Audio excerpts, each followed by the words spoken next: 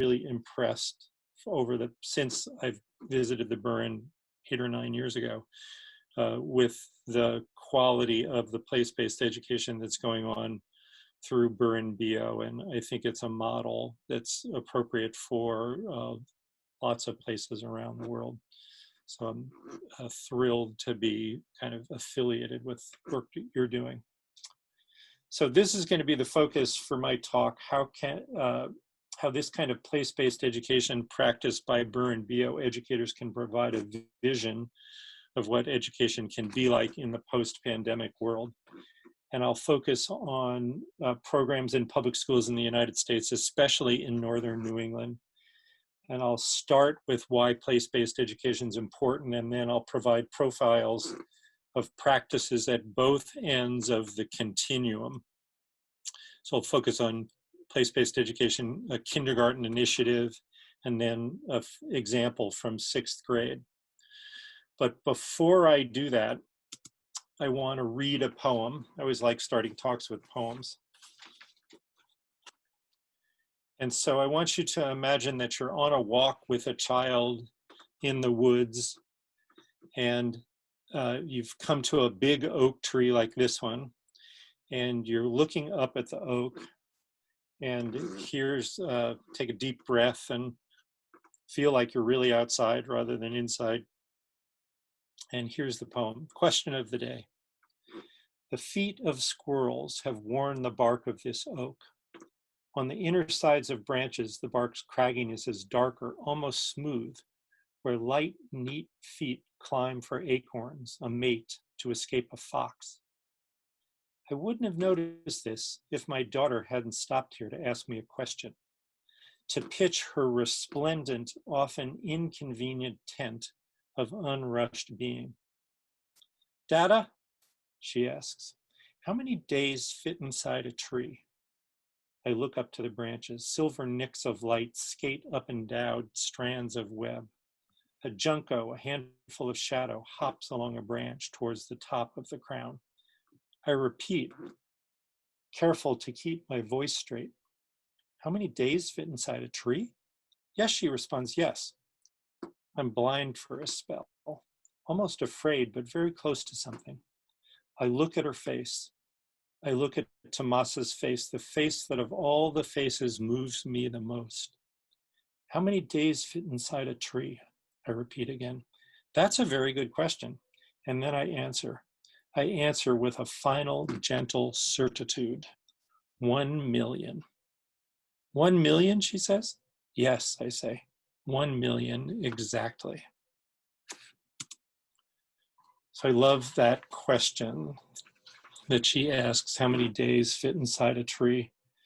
And I love this notion of the child's unrushed being, because part of what we're trying to accomplish when we do place-based education is allow kids to have the experience of unrushed being and allow them to ask these kinds of questions that you don't quite know how to answer right in the beginning. You know, and how do we set up a space so that children can go into that place of unrushed being, and how many different ways can we learn outside with children? So that's what I want to talk about. So let's start by talking a little bit about childhood and nature in the 21st century. You know, denying children a chance to encounter nature robs them of the very essence of life, and yet concern over crime and children's safety is linked with a decreasing amount of time of children spent outside. Richard Louv did a great job of really articulating that problem on Wednesday. So reasons for diminishing outdoor playtime or outdoor time at all: screen time, structured activities, working parents and caregivers, nowadays COVID-19, school and homework, fear of injuries. You know, there's this kind of anxiety about what's going to happen when we have children outside, you know, as if being in the woods is more dangerous than being on the playground. And it's interesting to note that more children are injured falling out of bed than falling out of trees every year. And then this whole idea of stranger danger, which is, you know, which is a misrepresentation of the actual problem that children face. So because of these fears, this is how parents often feel. This is a parent writing about her own children from a parenting magazine article, in which she said, I want to stand in the front yard and sing out their lovely names at dusk and have them suddenly appear in the damp yard around me like little fireflies, referring to her own children. She says, but I can't, I can't let them roam. I don't have my mother's confidence that the world is a safe place. So a certain sense of freedom and fun has gone out of the world. The golden age of childhood is gone. I'm going to argue that the golden age of childhood isn't gone, but it's going, and therefore it's part of our responsibility as parents and as educators is to help bring back the golden age of childhood. So we see way more of what's in the lower left-hand corner and way more of what's in the upper right-hand corner with children these days. And I'm sure a lot of you have seen this map of 4 generations of people in one British family.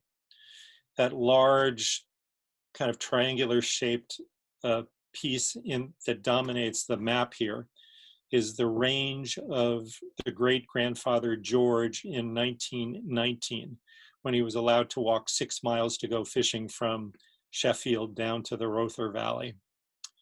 And then the small circle at the top there is the grandfather aged 8 in 1950 who could walk on a mile on his own into the woods.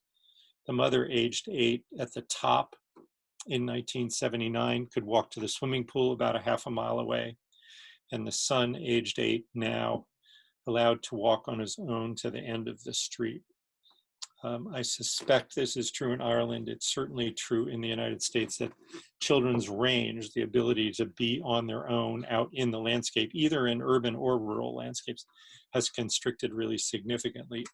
And not just over the last 4 generations, but over the last couple of generations.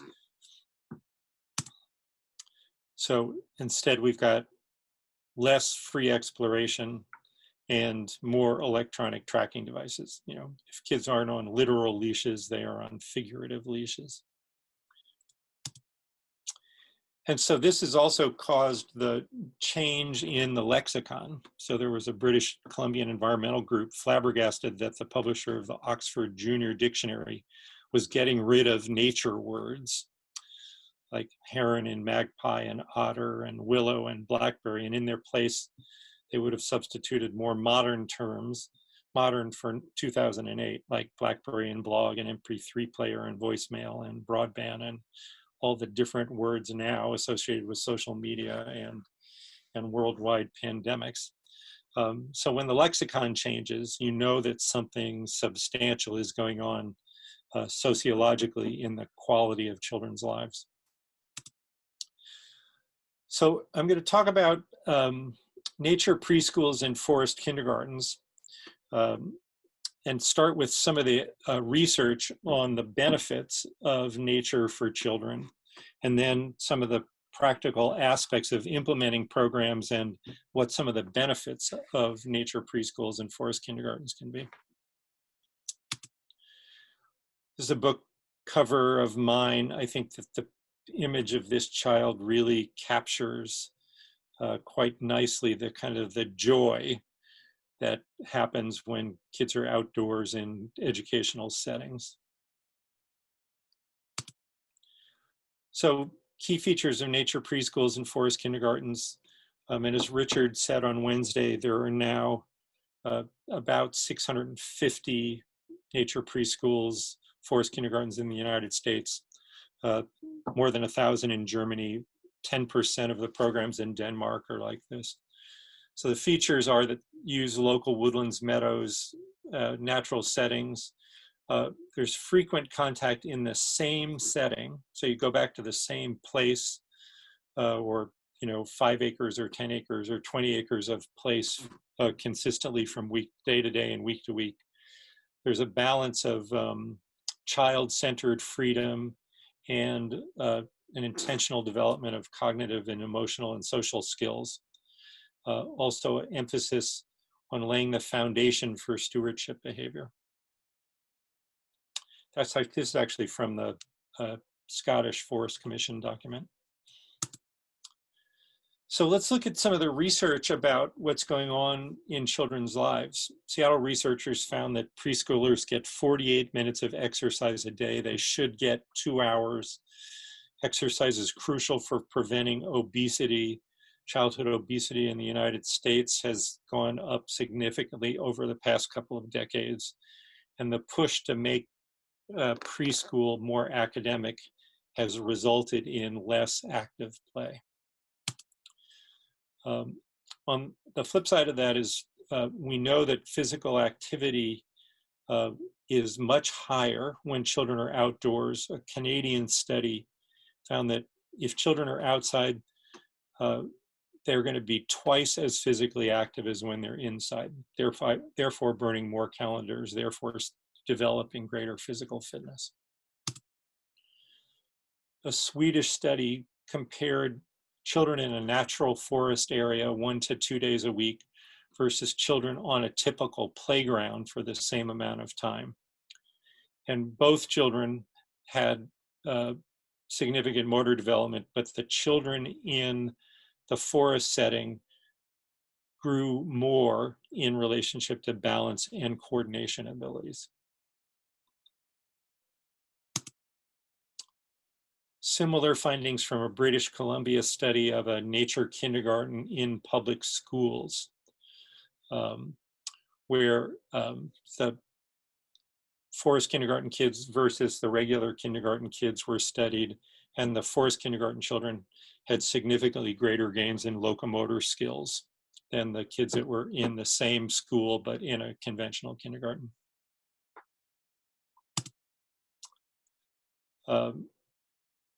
Richard referred to some of this on Wednesday. Contact with nature increases mental well-being. Children with nature near their homes, or by extension, children with nature as part of their school program, are going to be more resistant to stress, have fewer incidences of behavioral disorders. Symptoms of children with attention deficit disorder are relieved after contact with nature. So some physicians are now prescribing green time in addition to or instead of drugs to treat attention deficit disorder. And here's the big important issue right now. Children who are outdoors have decreased illness. So this was from studies of Swedish preschools that found that kids in nature preschool or nature kindergarten programs are sick less often. I'll talk more about this towards the end. A big move, I know, in Scotland and now in some schools in the United States to try and figure out how to take advantage of the outdoor environment as a less pandemic, as a less viral transmission environment. And nature play supports language development. Where kids are outside, there's a higher prevalence of imaginative and creative play that fosters language and collaboration skills.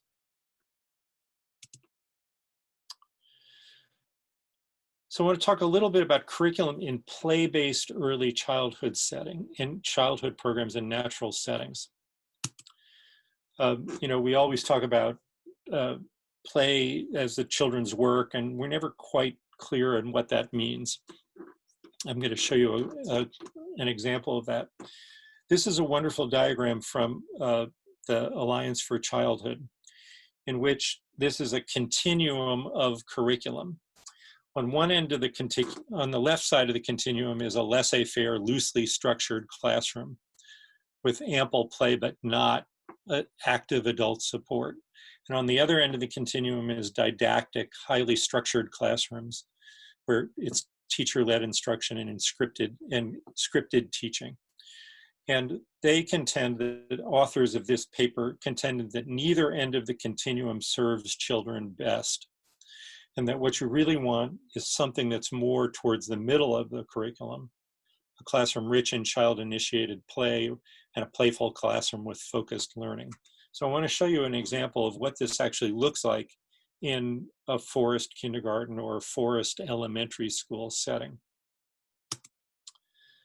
So this is a wonderful example from a school, the Sabbath School at Stony Point, which is an independent school in Richmond, Virginia, that's adjacent to a big 100-acre parkland. And they started, they're a Reggio school, and they started taking kids outside for good chunks of the day, twice a week. And these kids are more, I think, kindergarten through second grade. And so they had this one fallen tree that they started to play around a lot. And there were two groups at either end of the tree. So on the right-hand side of this image, there were a group of mostly boys who were doing deconstruction. They were trying to loose the trunk from its main support. So they're trying to get the trunk of the tree to fall off of the stump. Down at the other end of the tree, down where the tree's on the ground, there was a group, mostly girls, but a few boys who were doing fabrication. They had a chocolate factory that they were creating with the decayed pine wood that turns into this kind of brown sawdust. And so they were making things out of chocolate with it, and they were creating a history museum with things that they found within the tree. And a lot of these kids liked walking up and down on the inclined slope of the trunk. So then they kind of, both groups operated independently for a while, and then the kids, the fabrication kids, started to complain to the deconstruction kids that they didn't want them to loose the trunk from the stump of the tree. So Stella said, people come down here just for this tree. It's a special tree. People like climbing on it. Because she was concerned that if it got loosed off of it, then it wasn't going to make as interesting a climbing structure. Luke, who was one of the deconstruction kids, said, you can always climb on other things and make another climbing tree. So then they came to an agreement that if somebody was on the tree, if some child was walking on the tree or sitting on the tree, that the boys would not do the deconstruction. So then Reese decides to initiate a nonviolent sit-in. So he just plops himself on the trunk of the tree and says that, well, if I'm sitting here, you can't do deconstruction. So what this then turned into was the teachers understanding that an interesting issue about use of natural resources had emerged. And so they decide to take this conversation back inside, and they have a debate in the classroom for deconstruction and against deconstruction. So Oliver, in arguing for deconstruction, says persistence is good, like in the Iliad. And this is, of course, what we want, is for children to be quoting the classics in creating arguments in the classroom. And then Drew says it's going to be fun to watch when it falls. It'll make a big cloud of dust. Against deconstruction, Nora says, leave nature alone. It's part of the forest and animal habitat. It'll squish us when it falls, etc. So my contention is, now in the United States, there's the Common Core for learning, which is used in a lot of states. And one of the Common Core key points in writing is that we're trying to help children develop the ability to write logical arguments based on substantive claims, sound reasoning, and relative evidence. My contention is that the dead log debate turned into the kind of the preparation for children to be able to do this in their writing. So children were learning to take a stand and argue for what they believe in. They were using history and literature to support their argument. They were recruiting others to help support their position, and they were recognizing that nonviolent action can be a method for making a point. So, what the teachers did was take what started off as play and turned it into curriculum. Here's another example. Now, it's interesting to see that the same kinds of activities emerge in completely different places in relationship to the same kinds of natural phenomenon. So the children at a school in Alna, Maine, this is on the coast in Maine, created the Chocolate River Bakery. The chocolate was the same decayed pine duff from a fallen down pine tree. And so the that material mixed in with snow and sleet and pebbles and sand and other materials created the raw materials for kids to create a bakery in which they had vanilla cupcakes and chocolate cakes and nut breads and pies. And one of the recipes for one of the things that the children made was the nut bread. And so the teachers had the children write the recipes for the uh, bakery concoctions that they had created in the woods. You know, half a cup of wood chips, 2 cups of mud, et cetera, et cetera.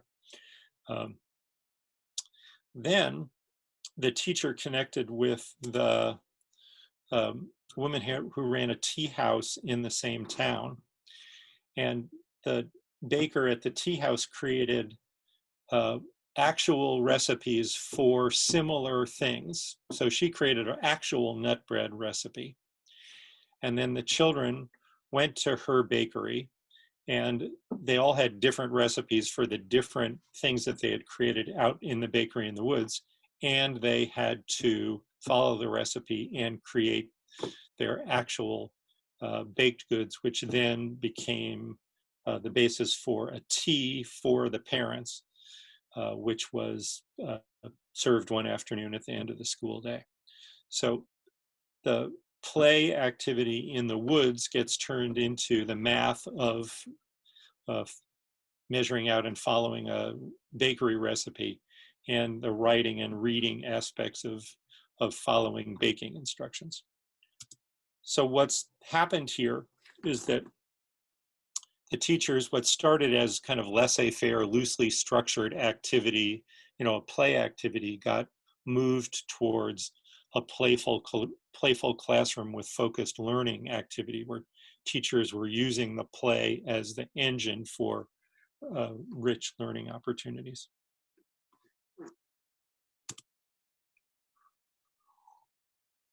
Let's look at a little research on the benefits of play-based early childhood programs. So nature preschools and forest kindergartens are a subset of the broader notion of play-based early childhood programs. So studies on play-based preschool, one was a study of 68 disadvantaged children. 2 of the classes had 21% free play. A third class had 2% free play and a much greater focus on academic skills. When these kids were tested at age 15, the kids in the academic preschool were more likely to experience misconduct, less likely to participate in sports and contribute to their family or community, and at age 23, higher levels of work suspension and arrests. So I say, if nature preschools and forest kindergartens can reduce our arrest rate, it's a really good investment.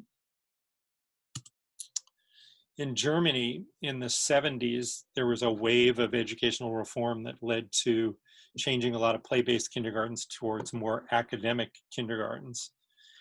And research comparing 50 play-based classes and 50 early learning centers found that by age 10, the kids in the play-based kindergarten were more advanced in reading and math, better adjusted socially, emotionally, and excelled in creativity and intelligence.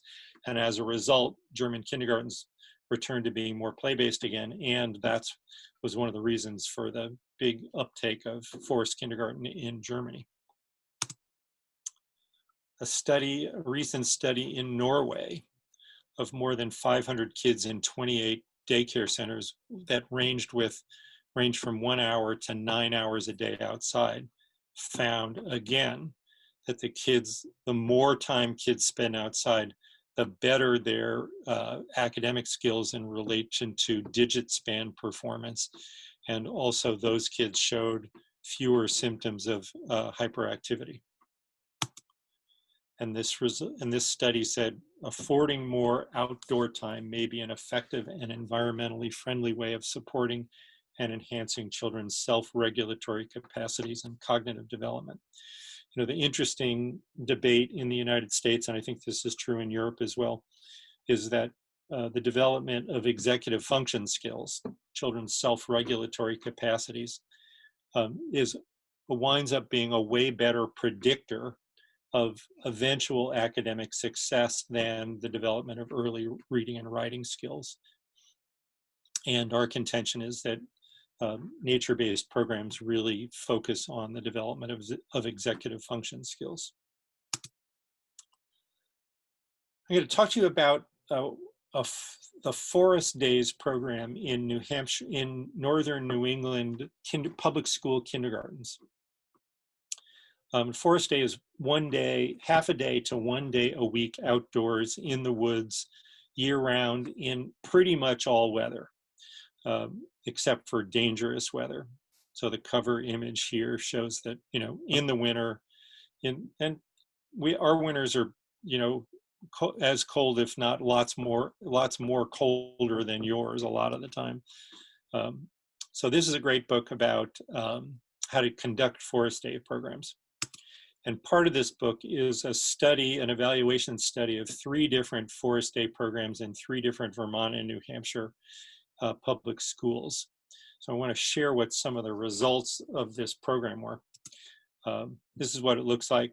Forest Days, sitting around the fire. Everybody's got good clothing. That's a big challenge for these programs. And this is what a program day would look like. I'm not going to go through this. You can kind of scan it yourself, but the kids start inside, head outside at about 9:20, descend at this school, descend on a really steep slope, which in the winter is kind of challenging to get down. Gather around the fire pit, do sit spots, you know, sitting by themselves someplace in the woods at the base of a tree or on a stone where they sit on their own and observe the natural world. Gather around the fire for a snack. Then there's child-directed nature play, at which the kids get to go off and do whatever they want to do on their own. That's followed by teacher-directed learning. There's usually a literacy activity, a math activity, a science activity, and a cooking activity. So, but teacher-directed. They have lunch around the fire. At about 1, they go back up the hill. They're in the classroom the last hour, in which they write and draw in journals, and the kids and teachers together create a blog that then is posted that afternoon. So there's a lot of Reggio-style documentation of what goes on in the woods.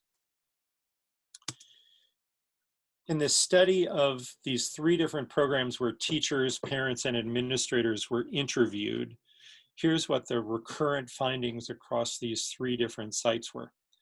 There was consistent mastery of academic skills. There was no loss, and in fact, in some cases, greater gains in the development of academic skills as a function of being outside 1 day a week in the woods. There was enhanced student enthusiasm for school. That's represented in this kindergarten parent quote. I want him to like school and build that habit and expectation of, I'm going to school because I like it, not I'm going to school and they're going to force me to sit in a desk all day. Having this opportunity to just go out and be 5 is huge for my son. Lots of examples of parents saying, my kid is kind of drags their feet every day except for on Forest Days. There was a report of fewer discipline and behavior issues when children are outside. And an interesting recurrent comment about improved social connectivity for school teachers and students. So the teachers say, I get to know kids in a different way, and I develop relationships with kids that I have trouble developing relationships with in the classroom when we're outside. This comment from one of the teachers, one little girl comes to mind. For her to sit still in the classroom for 3 minutes is impossible. Up in the forest, when she goes to her sit spot, she's there for 10 minutes doing quiet observation.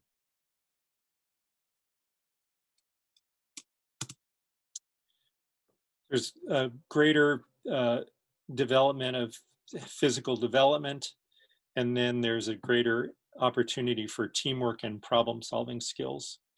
For those of you in the United States looking at this bottom slide, you can see that the children have created an image with sticks of the United States flag. the American flag. So I always like having this in here to show that this is a patriotic program, though my own patriotism at the moment feels somewhat stretched. Here's another comment from another parent summarizing: the program is probably the best educational thing that's ever happened to my child. He gets all the standard education, kindergarten education, but it's greatly enhanced by the experiences in the wood. So we're going to stop there for a second. And Grania, we're going to take a few questions. People can stretch for a second. And then we'll take a few questions from folks about early education. And then after that, I'll launch into a description of, okay, now what does it look like in 6th grade? Okay, thanks, David. I would encourage Anya or Brendan, if you have any questions or thoughts, to include them here. I wanted to ask you, what happens after kindergarten, and perhaps you're about to tell us. But I know from experience here, both at home here and through studies, that we have an Ashter program, which is a play-based program as part of our primary schools.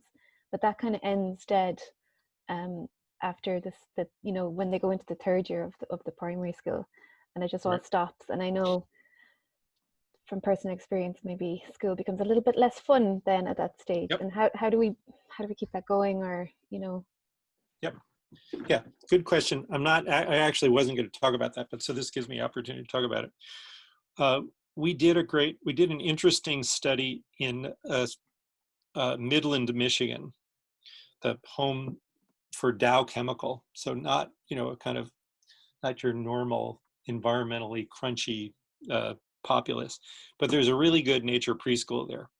And then parents' enthusiasm for the private nature preschool on the public schools led to one of the public schools creating a nature kindergarten.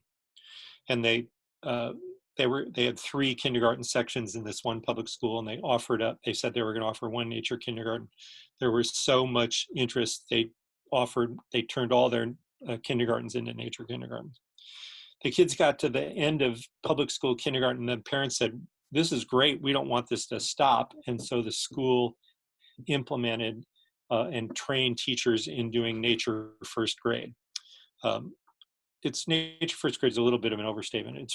It's mostly 1 day a week outdoors, and then more time every day, but an emphasis on 1 day a week. The kids got to the end of 1st grade, and parents said, "What about nature 2nd grade?" So that school district now has nature 2nd grade. Similarly, at lots of these schools that I've just shown images from in Vermont and New Hampshire and Maine, there's been an upward pressure into the elementary grades, so that now there are some elementary schools that are doing the 1 day a week in the woods across the board at all grade levels. Those are still probably only about, in Vermont, 10 schools that are doing it comprehensively, but lots of interest. And so we never thought, when we were advocating for the naturalization of the early childhood years, that it was going to exert upward pressure into the elementary grades, and it has.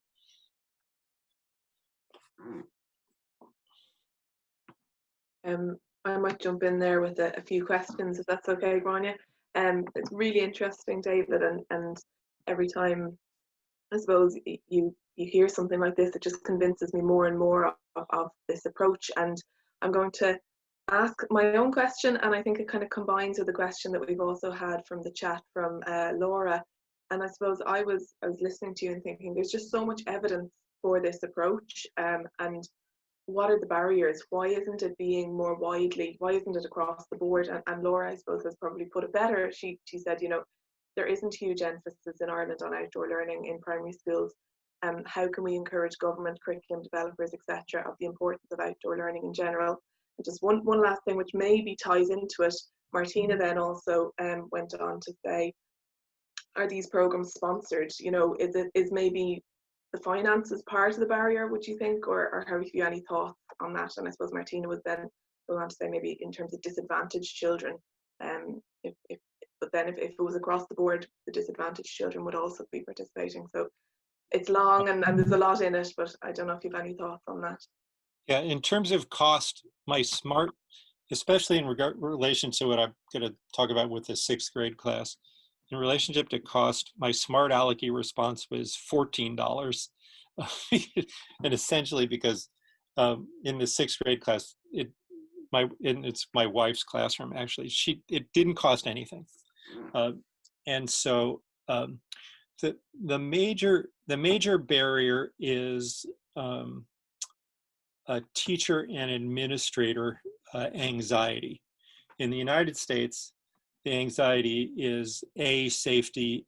The two anxieties are safety and academic achievement. Is it going to compromise our kids' academic achievement? And it's pretty clear that it doesn't.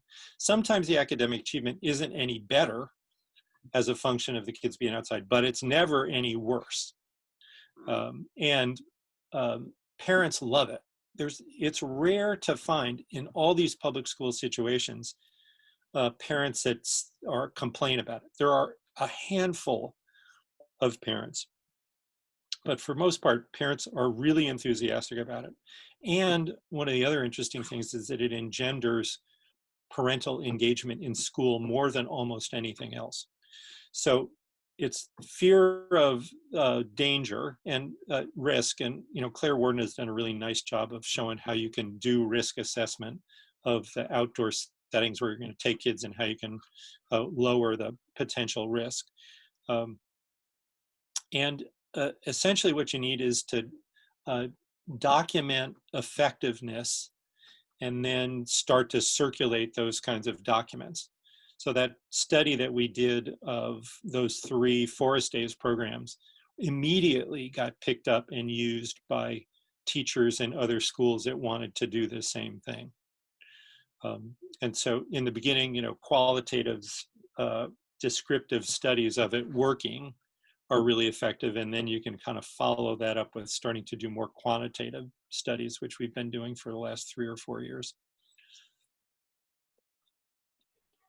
Did I answer all those questions, or was there some unanswered piece of you? No, and it's interesting because I did a bit of research myself a few years ago, looking at it was primary school now, so it wasn't preschoolers, but looking at primary school teachers, I suppose perceptions of this approach, and it was this across the board positive, but like you say, risk, and the risk from their perspective actually for a lot of people was not having the knowledge. So it's interesting in terms of the risks that are there, that people were kind of anxious that I'm not going to bring them out because I won't know the name of everything, and also then obviously the safety is a huge thing, but I suppose overcoming them, there's a good answer there to overcome the risk of safety, but I'm not sure how you build confidence as well. Yeah, and the only way you do that is by having organizations like Burr and Bio that'll come and kind of model how you do this stuff, and also provide kind of on-site professional development, and then providing professional development stuff. For a school in Providence, Rhode Island that I worked with that was wanting to do more place-based education, they realized that if they wanted to get teachers to basically use the city more extensively, they had to do summer professional development courses on learning Providence, because lots of the teachers didn't know the cultural history of Providence, didn't know the social community network and distribution of neighborhoods in Providence, didn't know the natural history of the local watersheds and the plants, and so they had to kind of learn them. In kindergarten and preschool, you don't really need to know a whole lot other than what's poisonous, and there's not a whole lot that's poisonous, right? So you kind of learn along the way with the kids, and teachers are often saying, this has kept me wanting to be a teacher. I was ready to retire, but when I started doing this, it kind of refreshed me, and it kind of and part of it was the new learning that I was doing. Grania, if it's okay, I just have a quick comment and a question for David as well. David, it's always a privilege and a pleasure to listen to you, and I'm reminded a lot of the learnings that I gained from you, whatever, 9 years ago, I think it was now. And I think the evidence base is just so strong. It's very powerful. And I know in Ireland, in Burnbeo, and even with the Heritage Council, I think the Heritage Boost program, a lot of our focus is trying to teach kids about the environment so that they can look after the environment in the future. But I think you present a different and maybe a more compelling argument, in the sense that it's really good for the kids, for their development, for their future. And I think when we're presenting the importance of place-based learning, I think we have to really emphasize that as well, the importance of that. And the one question I had was, and it's in relation to the theme of the conference, and also a comment from Jonathan Angus. Here in Ireland, preschools are being asked to keep children outdoors more as a result of COVID. Are you hearing the same thing happening in the States? Is this an opportunity, do you think? And if so, how do we capitalize upon it? Yeah, and I'm going to end with a couple of position papers, one from Spain and one that we just published like about 3 days ago, on advocating for greater amounts of outdoor time as a way to diminish virus transmission. And there now, yes, there's a lot of interest in figuring out how that's going to happen. So this is an opening into the option of having kids outside for the benefit of preserving health, but then it gives you the opportunity to say, let's figure out how we can both do conventional curriculum outside, but how we can also take advantage of the learning opportunities of the local natural environment or the local cultural heritage to organize projects that are outside. So it's both health and doing regular curriculum outside and doing more curriculum based on the landscape and the culture. I think just as a quick reflection, I think you know, we've all become more aware of the importance of the local food chain and sourcing of food locally. And I think when you were here with us before, you talked about making school more like a farmer's market and sourcing a lot of the education outside and within the local vicinity. So I think hopefully now's the time to see more of that. Yeah, has that happened in Ireland? The increase in people using farmers markets and participating in community supported agriculture has doubled in a lot of New England. It's been a great motivation to understanding the value of local foods. Does that happen in Ireland? To a lesser extent, I think. It's more gradual. Plus, unfortunately, a lot of the farmers' markets fell foul of COVID restrictions as well. A lot of them had to shut down, unfortunately. But I think that's certainly something I think is a growing trend and awareness. And I think we'd like also to believe that learning is being sourced a little bit more locally now through place-based learning programs. Right. It does feel a little bit. It does feel a bit like sometimes here our farmers markets are more like a day out or a nice place to go for a morning rather than to spend your weekly budget, if that makes sense. You might buy a few coffees and pastries, but so I think we're a bit of way to go before people are doing their you know, the majority of people are doing their full shop there. Right. I have another question quickly, and then we can let's do one more question, and then let me move on. And this is something I was wondering about myself, and you know, for urban areas, are there programs, or for even suburban areas, or for areas that don't have a forest nearby, are there programs that are mirroring the forest school setup? But you know, yeah, I have whole different presentations that I do when I work with urban teachers that have all images of doing place-based education in the urban environment. One is that in most American cities, there's always access to parks and cemeteries and arboreta and you know, little and cracks in the sidewalk to access the natural world, but also the opportunities to access in normal times museums and fire stations and stores, and other cultural institutions. So in lots of urban schools, there's lots of emphasis on doing neighborhood mapping studies. So yes, and there's the same kind of research on the effectiveness of place-based education in urban schools as there is in rural schools. The toughest setting is often suburban homogenized landscapes. So downtown urban schools, easy to do place-based education. Rural schools, easy to do it. Homogenized suburban landscapes, a little tougher. Yeah, I get that. I suppose there's less of a sense of place maybe in some of the more created landscapes. Right. Yeah. Right. Okay, so do you want to continue with your? Yeah. So I'll keep going. Okay.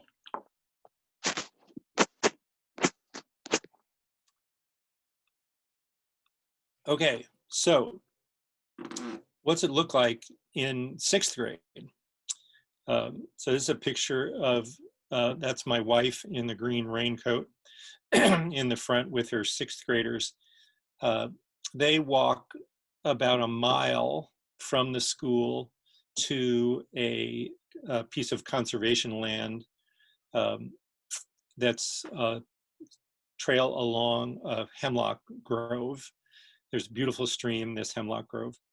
And I'm going to show you one curriculum project that emerged from the work that they did in this forest. It's called the Weeks Forest.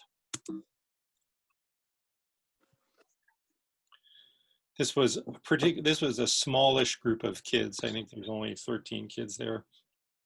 The year that she did this project.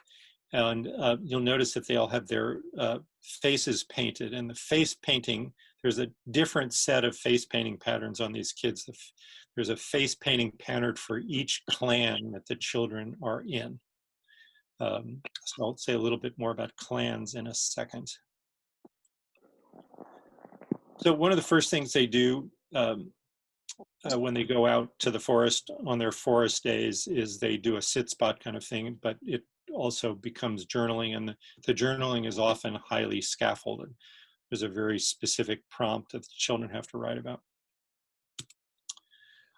They also early on start to identify what kinds of mammals and other animals live in the Weeks Forest.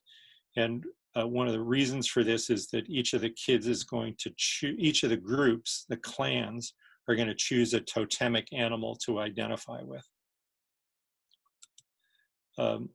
There's a lot of kind of free exploration and observation, and these kids are actually observing a deer mouse mother carrying her,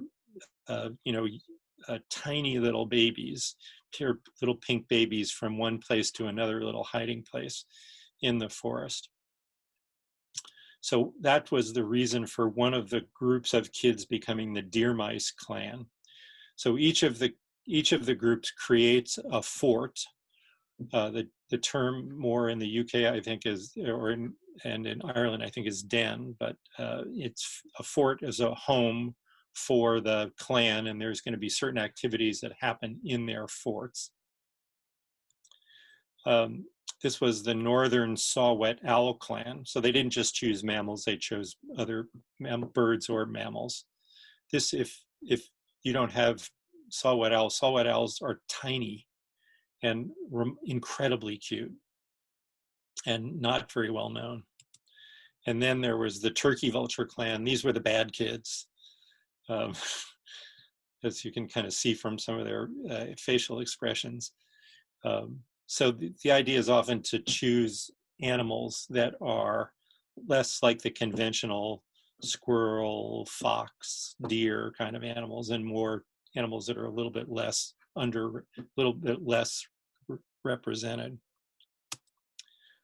So they do a lot of kind of focused looking for signs of animal life out there. There's an emphasis throughout the year, and you'll see 2 or 3 examples of it in this, of working with parents. So one of the dads of a child in this class was a big game hunter. And so he brought in his trail cam and they put it in the Weeks Forest near where all the kids' forts were so they could see what kind of animals were in the forest when they weren't there. So there's a nice image of a white-tailed deer at night. My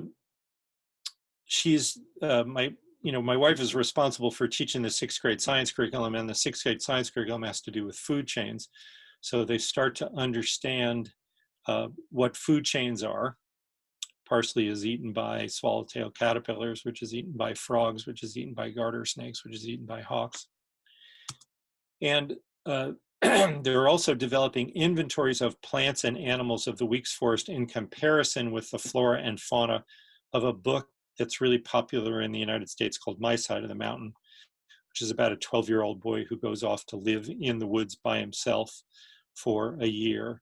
And so the plants and animals of the left-hand column are plants and animals from the My Side of the Mountain book, and then on the right 2 columns are plants and animals from Gill Forts, which is this area that they, out in the woods, they refer to it as Gill Forts. I don't know what was supposed to be there. Oh, here we go. So there's vocabulary. This is the kind of vocabulary words that are part of the science curriculum, and they need to start to get woven into the work that the kids do. So here's for instance, of a writing assignment that the children have to do. So they've learned about food chains. They've learned about the organisms in the Weeks Forest. So they have to write a story that uses the flora and fauna from the Weeks Forest for a food chain story. So here's one of those stories. The sun spreads through the woods, releasing growth and life as a deer mouse scatters across the forest floor. The brave mouse tumbles through some horsetails found along the stream in the Weeks Forest. Scavenging for a meal, the mouse hears a small sound. He quickly races to the noise to find a caterpillar crawling down the stem of a Christmas fern, another plant in the forest. He quickly snaps it in his tiny mouth. He crunches the little bug under his jaws, unaware of the caterpillar's pain. Full and satisfied, he trots away to his family's den to sleep. Not too far away, a coyote wakes up. We know what's going to happen. So after they do the fauna piece and they've identified, they've identified clan animals and they're part of a clan, they do a project where they're identifying the most common flora in this section of the Weeks Forest. So kids are using their cell phones to take pictures of the most common plants. Some asters there on the left, some clover on the right, some puffballs. Oh, wait a second, is there another image there? No, okay. Then they do, so they learn which are the kind of about the 15 to 20 most common plants. Then they do a plot study that's organized by an environmental educator. So they have to look at all the plots within a square meter of forest floor. And then from this whole set of activities, each child is going to adopt a plant and become an expert on that plant. And this is the scaffold, the worksheet that they have to use to collect information on their plant. So this hunter is this child, and his plant is false Solomon seal, which he's looking at right there. So they have to, they do an activity where they have to locate where their plant is found along this trail. And this actual map was made the previous years by a subset of kids in the class working with somebody from the Conservation Commission. So this is the trail map for the Weeks Forest. So they have to find where their plant exists along this trail and in the woods. And then back in the classroom, they make a 3-dimensional map of the flora of the Weeks Forest by taking tiny little pieces of their plants and placing them on the map. And you can see there's a fire circle down there on the left-hand side and some indication of the forts with little toothpicks. So then they're going to make a flora, a book called a Florilegium. It's kind of an older term for a flora. And each kid is going to be responsible for one page in this flora. So they start off with sketch drawings. And then Linda Lemke, who's a local bookmaker, another volunteer, comes in because she's going to work the kids through the stages of making a beautiful book. So she's showing a different project she'd worked on with other kids. They are here. Each book is going to be in a folio, and so they paint their folios and then do gold leaf printing of leaves and ferns on the covers of the folio. And then there's a very highly scaffolded page design that each kid is given. So this shows that there's a border strip around the central image. There's a box in which they have to do an illuminated letter. To the right of the illuminated letter, there's going to be text about their plant. And then there's going to be above it, you can start to see the horsetail image here. There's going to be a really highly crafted image of their plant. And this involves lots of drafting and redrafting so kids get it right. So it's just like doing multiple drafts of a piece of writing. And the scaffolding of how the page is going to look really helps kids to kind of develop their craft and their drawing. They work with the art teacher who helps them to understand that there's not just green, there's green and yellow-green and a lot of yellow with a little green and red. And so they're trying to get kids to be sensitive to the shades of color. A lot of this work happens not necessarily on their forest day, but in the classroom. And often in the afternoon, she'll have a kind of quiet drawing time. Kids are not supposed to talk. They isolate themselves around the classroom. She puts on lyrical piano music. She makes tea, and they have this really nice kind of drawing session for about 45 minutes to an hour. She with a lot of kids, she does group drawing instruction, or she'll help children with if they have a problem. Here's the false Solomon seal towards the end of his production.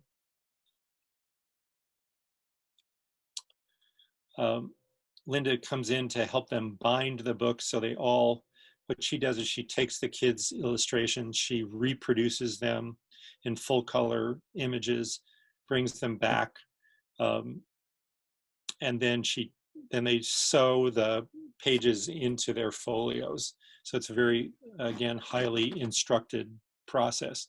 This whole thing did cost about $400 for every kid to wind up with a book. And the kids who were the low-income kids, the cost of their books were subsidized. Some of the rest of the, parents had to buy the books and eventually for about $15, but it was subsidized by the school for the kids that couldn't afford it. Here's some of the finished pages, and we'll look more closely at some of these. This is the cover page, not done by a child. This is my wife's page. She's a well crafted illustrator. So American Beach. So the big illustrated letter is the first letter. Trembling in the breeze, the trees' toothed leaves shine in the sun just before it goes down. Sugar maple dripping slowly into a sap bucket, the maple releases its sweet gift to the world. And notice that the illustrated letter, that S is, you know, dripping its sap into the sap bucket. And that nice image of going from daylight to nighttime in the borders. Christmas fern reaching to the sky, the green fronds sway peacefully against the white snow. So here are the kids with their books all assembled. They got them, and then a lot of the kids turned them into Christmas presents for their parents. I think, yeah, I don't have it. Yeah, there's the kids. Some of the kids were close to tears when they looked at their books, because it was like, we made these. This is amazing that we did these. The other interesting thing about these is that when you looked at all the finished pages of the children, there were, you know, 2 or 3 children with special needs or learning disabilities, and you couldn't tell from looking at the pages which were the kids with learning disabilities. So this is nicely differentiated so that every child is successful. That's the bulletin board that got put up in the school hallway of all the kids' images. So I'm going to start to move towards wrapping up. 2 different manifestos or position papers. This one's from the Spanish National Association for Nature Education about how to use nature in the outside world for reopening of schools, which is going to be a challenge everywhere. And this is from that publication. The COVID-19 pandemic is going to be a milestone in many aspects of our life. We must adapt to a new reality. One of the consequences will be the reduction of the numbers of students in a classroom, which means they won't be able to attend school. Education in nature can provide an immediate solution to almost all these problems while addressing the ultimate cause of the present pandemic. So this is the idea of having kids outside more of the day and taking advantage of being outside more of the day. And then here's the publication that we just released about 3 days ago, Outdoor Learning Opportunities for Healthy Students. And this articulates the same thing as the Spanish piece, but it goes into more detail and examples of how to start structuring days so kids can be outside for major chunks of the time. And so here's the core idea. It's time to pivot towards teaching and learning in outdoor environments. I will send a PDF of this document in case it's useful for all of you. And then I'll send it to Grania, and she can distribute it to participants who are interested in it.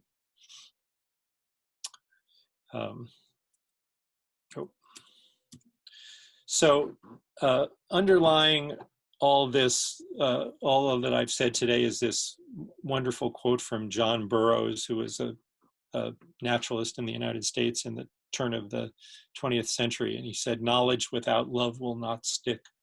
But if love comes first, knowledge is sure to follow." This is what my wife found with working with the 6th graders. Is in the beginning, when she started to do the 1-day week in the woods, she thought she was going to do more, put more emphasis on science and math learning right away. And she realized that really what the kids needed to do was play and bond with this place. And that once that had happened, then she could start to do the more academic stuff. So they needed to love the place and play in it before she could start trying to develop the knowledge. And then if you do this consistently, the goal is this kind of sense of connectedness. And this is a quote from my daughter when she was about 20 years old. This is not a picture of my daughter, but the text is my daughter. She said, "This connection to the earth, which is everywhere and always nurturing, is one of the greatest gifts I've ever received. It allows me to feel at home anywhere that I can plant my feet in the soil and hug the trees, and it helps me to find solitude and peace within myself and the world around me. I know that this has been particularly true for my kids over the past 3 or 4 months. This connectedness with the natural world has really helped them through the challenging time of the pandemic. Okay, I'm done. Let's chat for a little bit. That was great. That was really great, David. I'm really interested in the kind of jigsaw learning of the children adopting a plant. But what fascinates me is this real idea of dwelling in that and really drawing out the kind of experience. And I just fascinated to kind of figure out how much that really affects the children going forward, like really throwing themselves in and drafting and redrafting the pages. I'd imagine that's really, really, really useful in the kind of education sphere. Can you speak a little bit on that? Yeah, we tend to have this notion that, more is better. Let's zip through the curriculum and cover as much as possible. And, instead, what I think is really important and more successful in the long run is these kind of deep dives into projects where you really start to, where you understand something and develop some kind of a craft. And my wife does that with the 6th graders every year. And there's 2 or 3 projects that she does each year that are in-depth, long kind of projects that turn into the production of books or movies or something. And it's, I think that's where the real learning happens. And that's where that sense of connectedness that becomes the basis of a stewardship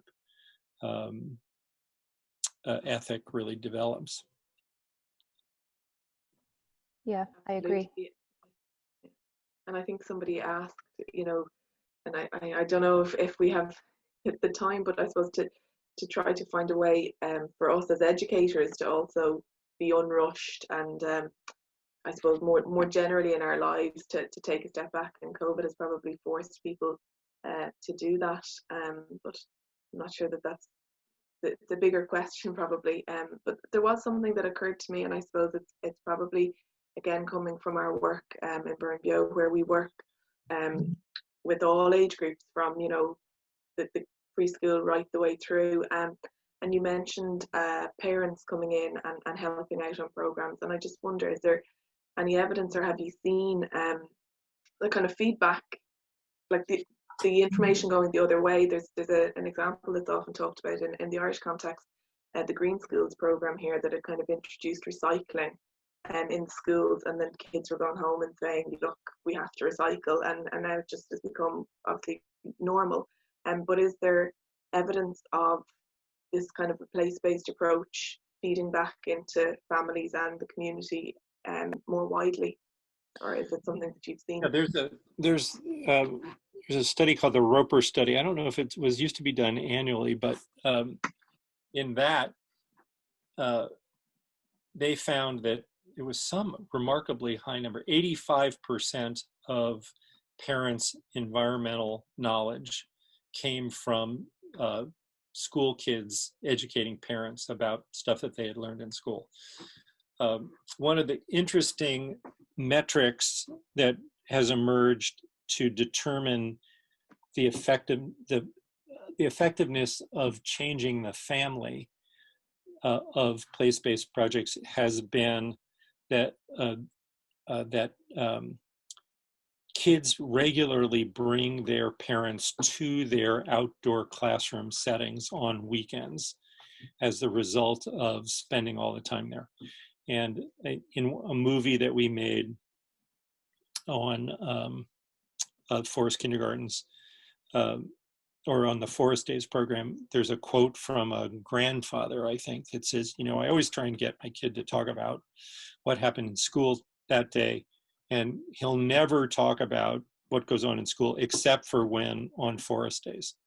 So, and that's another one of those recurrent findings. Kids talk about what happens on forest days way more than they talk about what happens the rest of the time. So that creates that kind of greater cultural shift in the parents. I love this other quote that came from a parent that said, she said, "What did you do to my kid? I used to have a kid that was an indoor kid, and all she was interested in was fingernail polish and TV. And after 4 weeks, she was saying, let's go for a nature walk." You know, so, and the goal here really is, from a nature education perspective, is to change the culture of the family. Changing, affecting the kid is going to have, it's going to be only a small impact if we're only changing the kid. If you're changing the family, then you're going to change the broader experience of the child to a much greater extent. Absolutely. Somebody in the comments mentioned, I suppose, that Patricia said she remembers days as a brownie and a Girl Guide, doing so much outdoor activities, including camping in Muckross Park in Kerry. And I suppose that, it's speaking a little bit to what you mentioned, wondering if this informal activity has an impact on formal learning. And I suppose you need to probably have buy-in from a family to engage in these kind of other informal activities. And I'm sure they can only enhance and kind of feed off each other if kids are doing this stuff as well as their kind of place-based learning in school. Right. Yeah.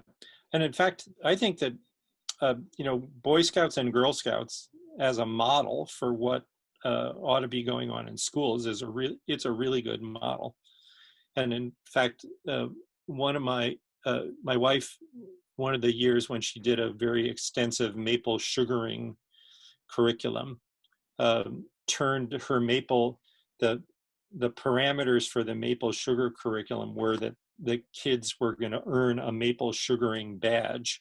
I don't know if badges are part of the whole Boy Scouts and Girl Scouts in Ireland, but the kids had to earn a badge, and there were 10 different things that they had to do related to maple sugar. They had to interview a sugar, they had to tap a tree, they had to measure the amount of sap from a specific tree over the course of 2 weeks. There were 10 different things she had to do, and when they had done all of them, they earned a maple sugaring badge. And so I think that whole notion of constructing curriculum around badges that have certain parameters is an interesting idea. I was going to come in on, if it's okay, with the comment. I love Liz McMahon's comment here. This is the way forward for opening schools during the pandemic. In Ireland, we may have to push toward funding for weatherproof clothing instead of the usual uniform. Here, I love it. Just a kind of a comment, David, and the question. As you know, we've been running programs here in the Burn for close to 20 years now. OFIO, we call it, which means living place. And the first point I wanted to make is that I work with a foot in both camps. I also work with farmers in conservation, and quite frequently, more often than you'd imagine, farmers are really influenced by having their kids graduate from that program because the pester power value of it is it's fascinating. And particularly when the parents engage with the children in the kind of the graduation event, or maybe showing off the book at the end, that really impresses, I think, the parents hugely, and it does cause behavioural change. The second thing is, you shared with us there what's probably the Rolls-Royce version of the program, and I know your wife Jennifer is very involved in it, and it's phenomenal. And we also have been sort of focusing on having projects, be they little pieces of architecture or modelling or artwork, posters, or little place books as well as part of the old program. And sometimes it works amazingly well, but sometimes there's a challenge, and often the challenge is that the teachers, in between sessions, we often have weekly or fortnightly sessions, the teachers are under such pressure from the rest of the curriculum that they can't devote enough time to these projects, which the kids really want to do and love to do.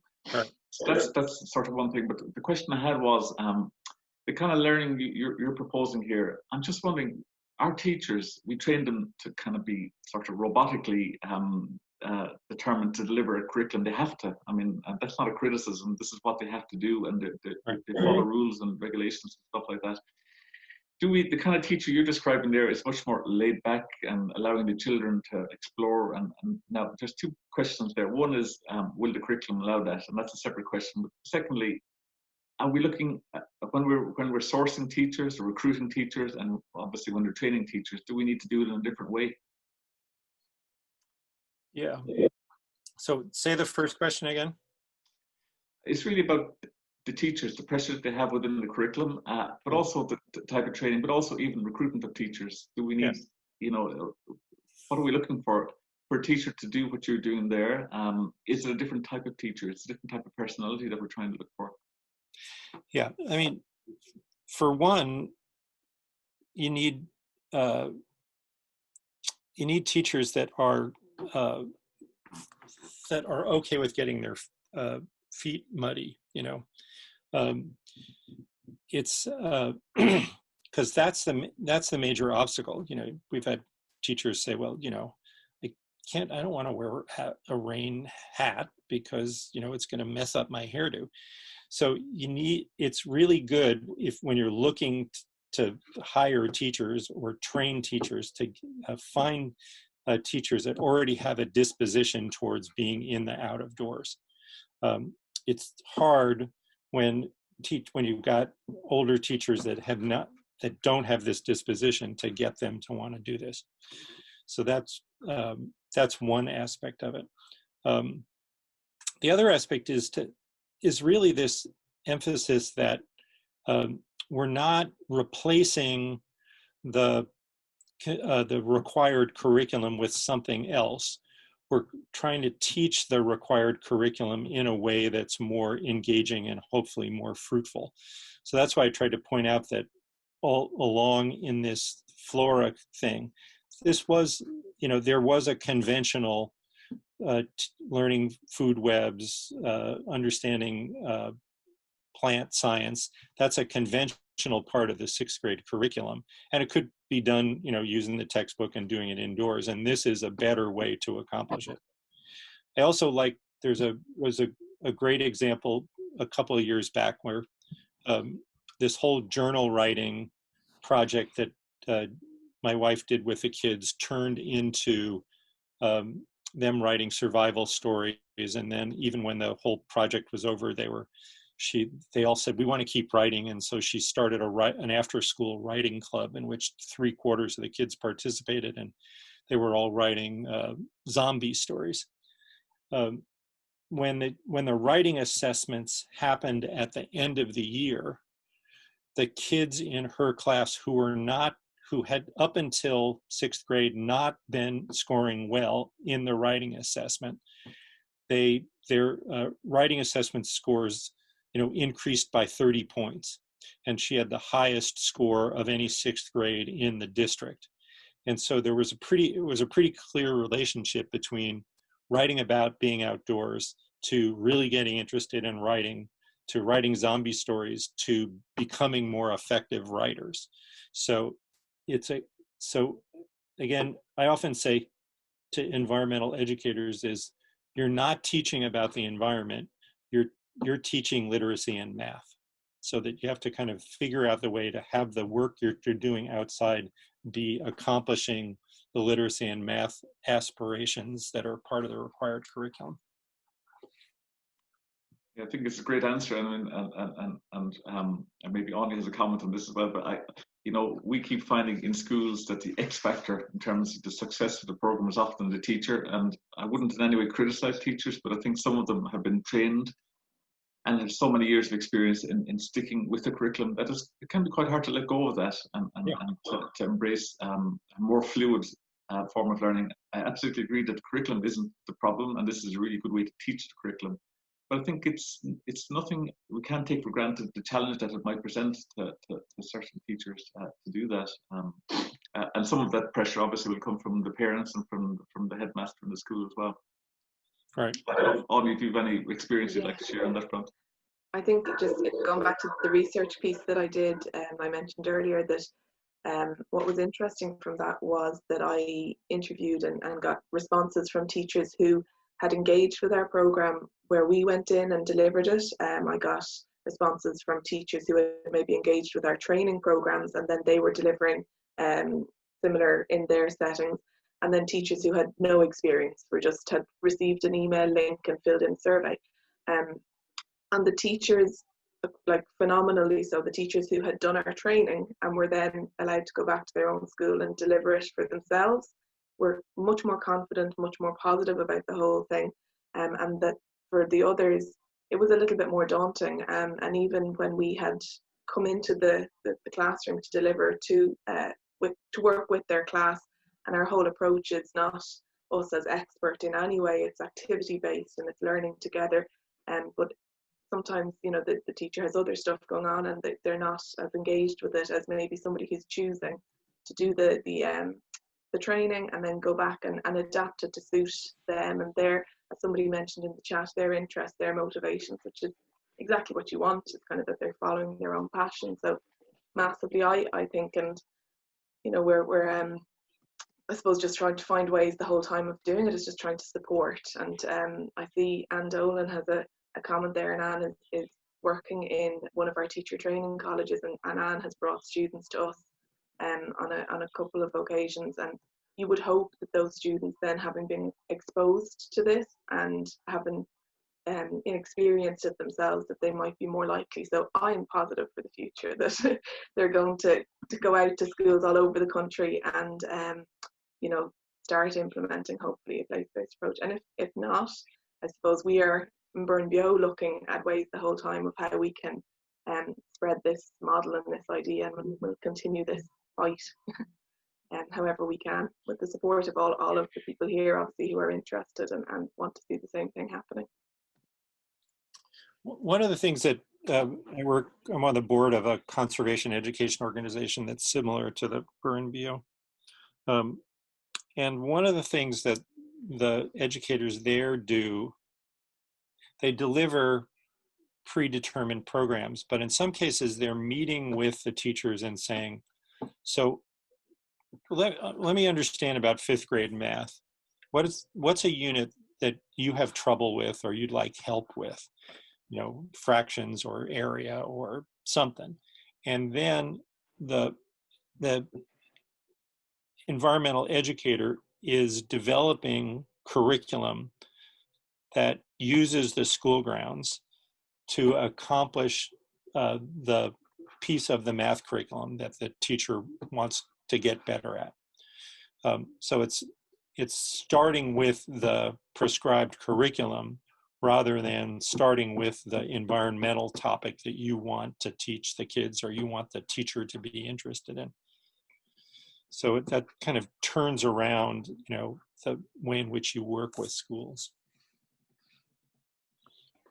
Absolutely. I think one of the methodologies in teaching the curriculum is actually using the local environment or children's lived experiences, but quite often that doesn't really translate too much other than, you know, it's more kind of paying lip service to that idea sometimes, not always, of course.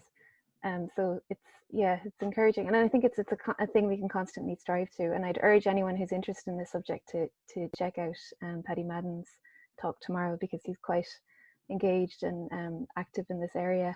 And there's just a comment from Anne Dolan saying, a visit to the Burn is life-changing for student teachers, and they do continue place-based learning in their future careers.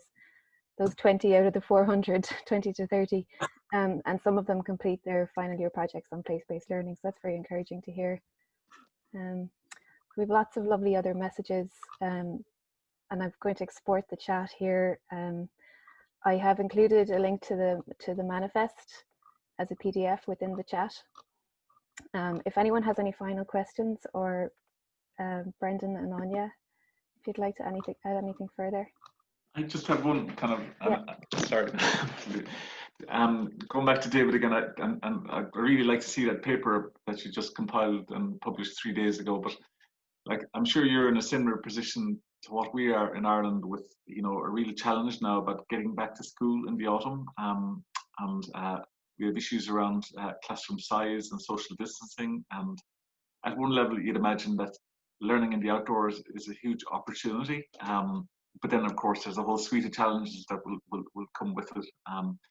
So have you any practical ideas or experience to share, maybe, David, from that publication about what simple things we might do to maybe use this opportunity? And I know opportunity is a terrible word, and this, because this pandemic is so awful. Or is there ways in which we can capitalize on the opportunity? So the two things that are going to be the logistical challenges to more time outdoors are protected outdoor spaces, i.e. helping schools create outdoor classrooms that, that can just be kind of tented or tarped outdoor spaces so that it can be reasonably comfortable to be outside, at least in, the fall. And then the other is going to be clothing. So in any of these forest kindergarten programs, they've had to work to both, provide really explicit guidelines for what parents need for clothes, and they need to develop a stockpile of outdoor wear for kids whose parents can't afford it. And that's a fairly major logistical challenge. You have to, because it takes a while to develop the stockpile or to raise the money or to, get local sponsors to contribute good rain suits, that kind of thing. So those are the logistical problems that are going to be part of, okay, let's move the learning outside. And so helping, offering the service to go and help them build tarped classrooms, and or providing them with the guidelines for, okay, here's the list of what you're going to need if you're going to have your kids outside for big chunks of the day. But aren't human resources a big issue as well, David, in terms of supervision and health and safety and all these things? Having X amount of teachers for X amount of students if they're out and about.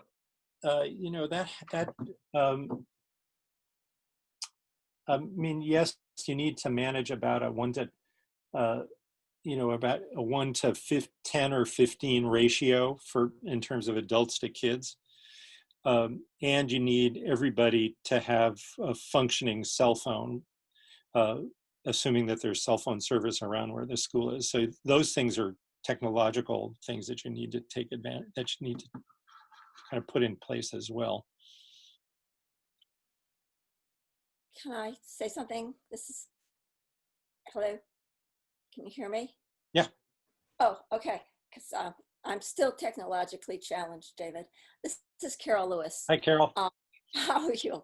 I just want to go back a little bit with regard to teachers changing. I graduated from college in 1970 and was very traditional to the point where it drove me crazy when the curriculum demanded that you diagram sentences and do all of that thing, to then going back and getting my master's when I was 50. And I was lucky enough to have David as one of my professors. And granted, I have a predisposition for being outside and loving it, but I think it can be done. If you have some people within the context of your school, it just kind of grows, is what I found, because some of the things I did at first in the school system I'm in, they sort of said, well, we don't really do that here.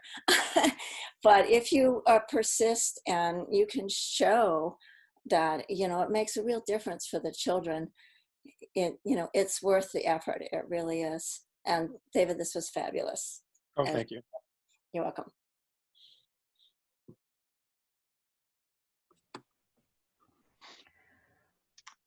And I just wanted to add before we close the meeting as well, from my point of view, it's just amazing, David, what you do and how you do it. I think the fact that you bring so much strong evidence is fantastic, because without hard scientific evidence, I think we're going nowhere.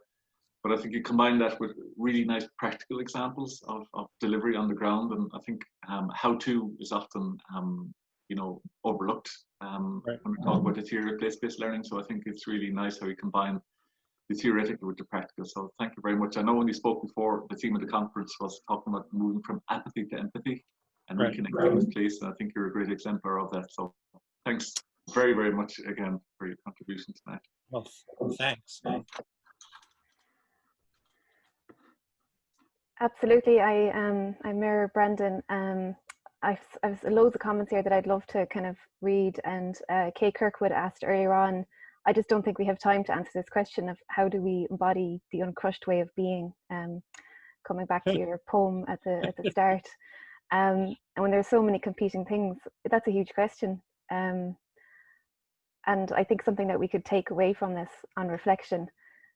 Kate also is highly influenced you. I think she's doing her master's at the moment and using your work, and is very influenced by you. So I just want to kind of round up by saying, you told me that you had listened to Richard on Wednesday, and that you were very much going to mirror his presentation, but there'd be more brass tacks, and I really think that has shone through. So I just want to thank you for that, on behalf of myself and the Trust. And I think, unless anyone has any further questions, that we might call it an evening on that note. I just want to say we have a link to the resources of the Burnbio Trust, the Osbio place-based learning resources. I'm just going to embed that in the chat now as well. And if you could send me on your recent publication, if it's free to access, and I can send that up through to recipients or to participants. So. Brendan, It's been a pleasure. Great. Brendan, Anya, are you? No, just to say thanks, and I suppose a few people have mentioned it, and I definitely have found David's work absolutely inspirational. I think it's a big part of the reason that I'm still here doing this is meeting David at the symposium. I was a very new recruit to Burnbio at the time, and it really shaped my journey with the Trust, and I suppose in life. So no pressure, and yeah, it's been brilliant to engage, I suppose, even virtually, and hopefully maybe someday we can do it again in real life. So thank you very much, David. Thank you.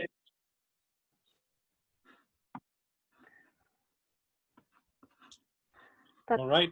That's great. So I think with that, I will end the meeting. I'm going to put up a short poll, the same as I do every day, just for a bit of our own feedback.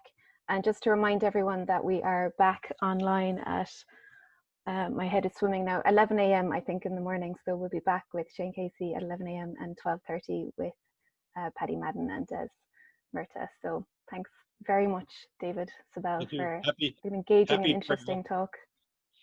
Thank you. Good evening. Good evening. All the best.